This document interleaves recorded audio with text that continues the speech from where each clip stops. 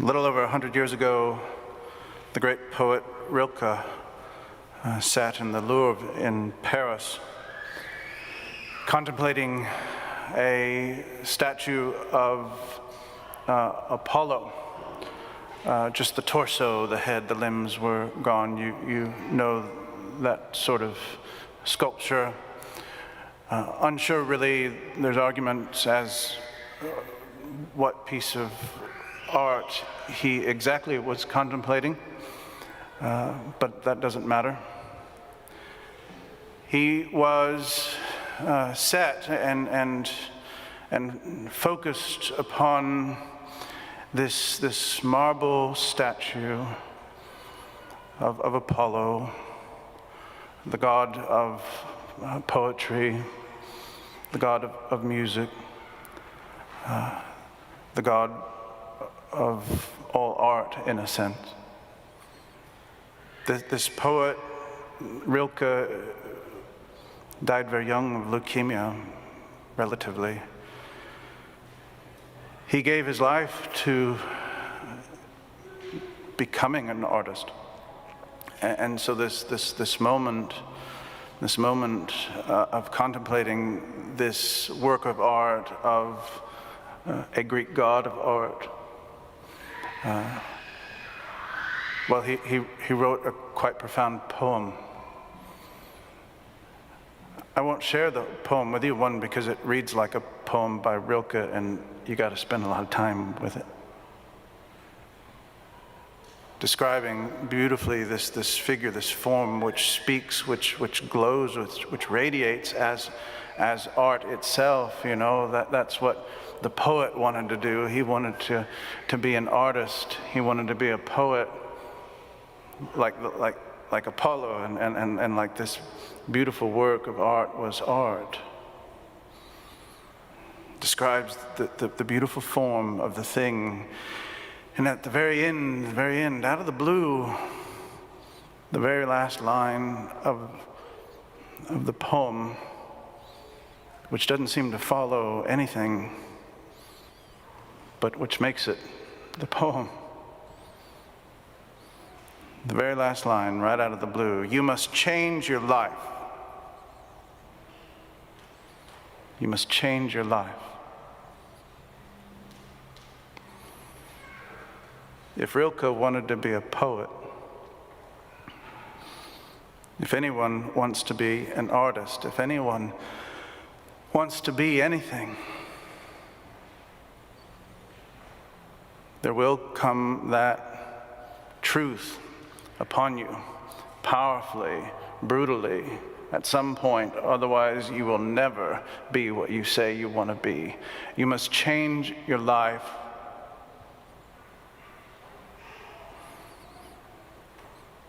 As I said, it's one of the most powerful lines of all of Rilke's poetry. It was a moment for him which changed him. And it is just a lesson of life for each and every one of us. Whatever it is, you know, we say we want to do.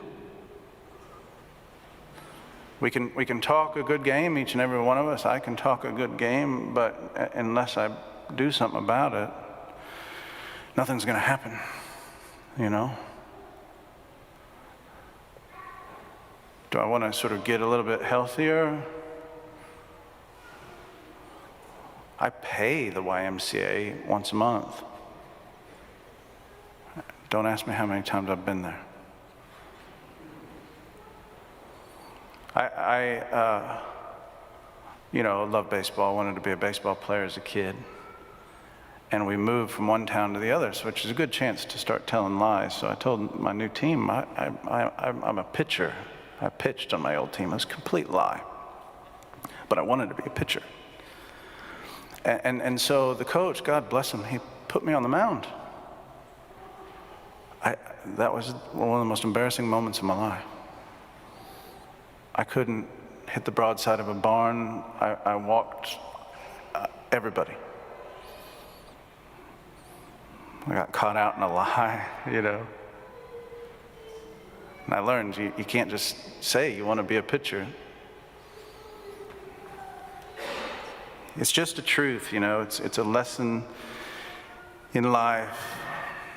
Whether you're a high-minded poet like Rilke, wanting to become a poet, wanting to truly become an artist and not just tell people that you must change your life.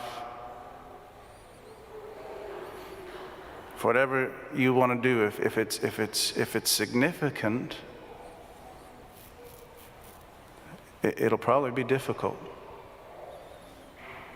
And you'll either fail just talking about it, or you'll make the changes necessary to become what you want to become. Now, I bring this up, one, because it's a good thing for us to remember at all stages of life, not just when you're talking to the guidance counselor about what you want to do when you grow up, but when you're a middle-aged man trying to figure out, how we're going to finish this game here, For every stage in life, there is that question. Rilke was fascinated by Rodin, the great sculptor, the thinker guy, who had the morals of a goat, by the way, Rodin, but brilliant artist. He was his secretary for a while, and Rilke comes up to him and says, "What should I do, How should I live?" And Rodin's answer was simply this: work, always work. Never stop. Again, we can't just talk about it. And it's true for everything. But it's also true for the soul. It's true for being a disciple of Jesus Christ. You can't just talk a good game. You can't just say, "Hey, I'm a Catholic, I'm a Christian," okay, you are. But you must change your life. Here in Mark's Gospel, this is what Jesus is trying to get across, I think. He had said to them a few chapters previous, if you wish to be my disciple, you must deny yourself, take up your cross and follow me. Then he started talking about his own death, his own suffering. And repeatedly, the disciples either didn't hear him, or didn't understand, or didn't want to hear him, or didn't want to understand. And so Jesus, like a good teacher, is making the point again and again and again and again. That's what he's trying to teach John, Teacher, we saw a man casting out demons in your name, and we tried to stop him. If you read the Greek there, it's actually kind of suggested maybe even physically. Why? Because he was not following us, not Jesus. They didn't necessarily care about that. They were mad because they weren't following the disciples themselves. By the way, a few verses earlier, the disciples tried to exorcise demons and they couldn't, so there might have been a little jealousy going on here,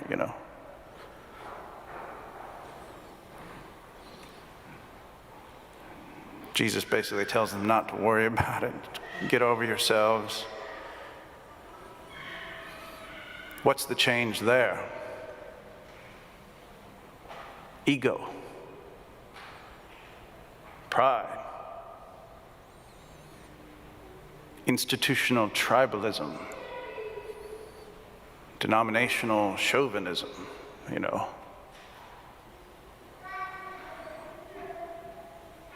If you'd be my disciple, deny yourself, pick up your cross, follow me. That we're not following us. These people aren't getting it. They have yet to change their life in that very important way. And it is connected to this rather remarkable passage about sin and millstones and hands being cut off if they should cause you to sin. This is, of course, hyperbole. Don't go doing anything silly like that. The point is, to be a disciple is to be a morally serious person. To be a morally serious person. To understand that your life in Jesus Christ actually has a great deal to do with how you handle your money. It actually has a great deal to do with how you view sexual relations. It has a great deal to do with how you view your family, how you view your neighbor, your enemy. You must change your life. You know where you fall foul of the teaching of Jesus Christ. None of this is rocket science. Mostly we're just willfully disobedient. We must, as Christians, be morally serious people. What's interesting as well, Jesus here, when he's talking to the disciples, he says a little thing like a cup of water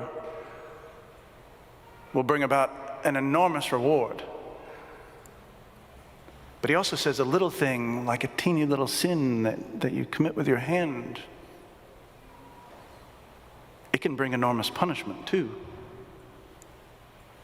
Cut that hand off rather than fall into Gehenna.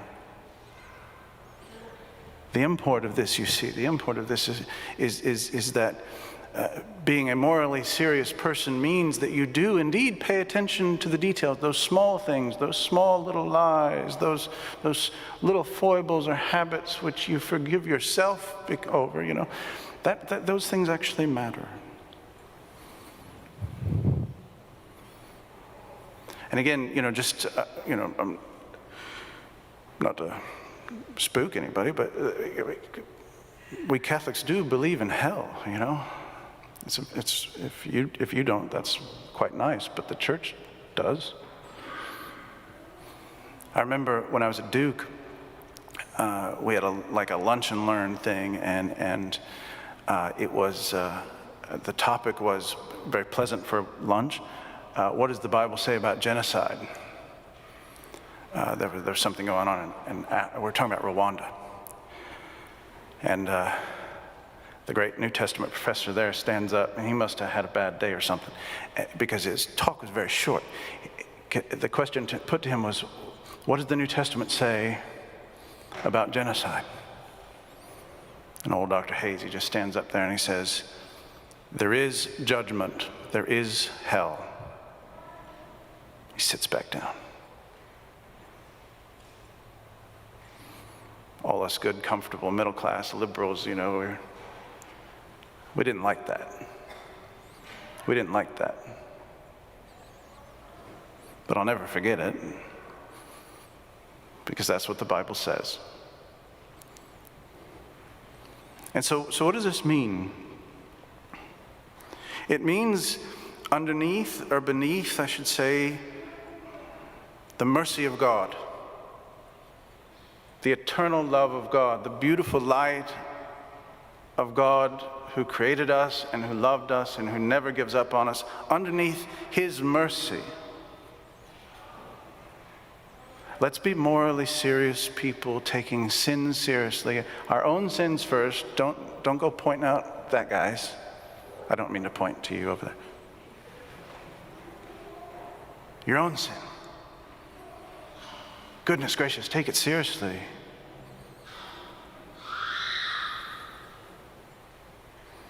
If it's an addiction, you must change your life. If it's bitterness and anger, you must change your life. If it's pride, you must change your life. Rilke would never have been a poet had he not heard those words and written those words and taken them to heart. And we will never finally be the Christians we're called to be until we do kind of the same, you know? And here's the last bit of advice.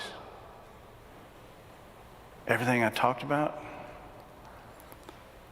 you got to do it every single day. Every single day.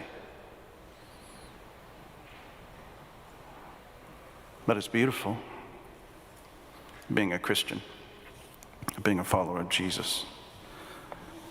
It is indeed a new life. Please stand.